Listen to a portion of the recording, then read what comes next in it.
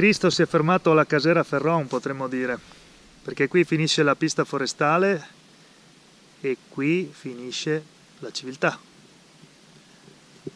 Da qui, dalla forcella omonima, parte il sentiero che va verso la Val Vajont, verso le sorgenti del torrente Vajont e verso Erto.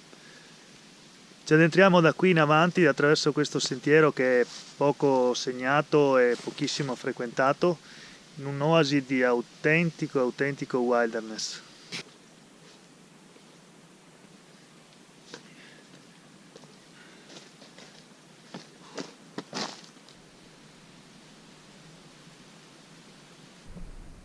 Pace e silenzio. Siamo solo io e il cuculo.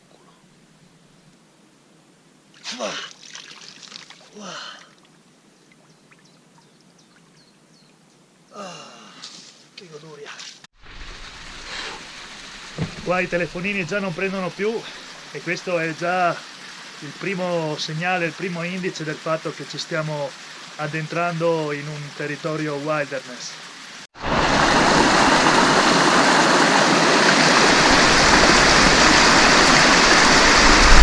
Qui siamo alla confluenza dei due torrenti, il Vajont e il Flunio. Il sentiero però è difficile da percorrere perché in pratica bisogna seguire il torrente, ci sono diversi salti e diversi dislivelli da affrontare su rocce spesso umide, attraversando anche pozze d'acqua piuttosto profonde, quindi è un sentiero da percorrere con molta cautela.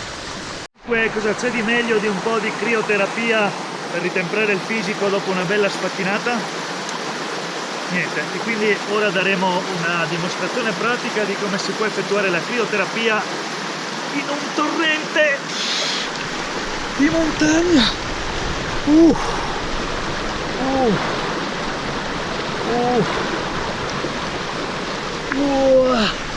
Eccoci qua, ecco, da Dio, un autentico toccasana, è riuscito a sopravvivere.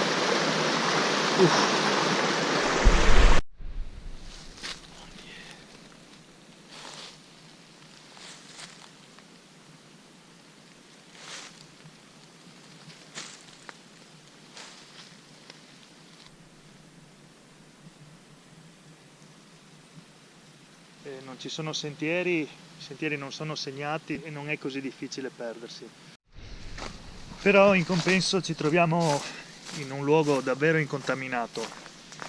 Spessissimo si vede anche fauna selvatica, soprattutto camosci e caprioli.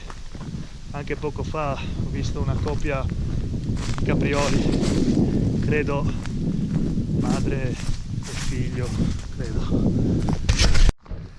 Nella prossima puntata arriveremo fino al Col Nudo, quindi proprio alle sorgenti del Vajont, e da lì prenderemo la forcella per la Val Mesaz, dove dormiremo al rifugio Casera Ditta, e quindi poi attraverso la Val Mesaz arriveremo a Erto. Quindi prossima tappa, sorgenti del Vajont, Erto. By the way, we keep in touch. Ciao.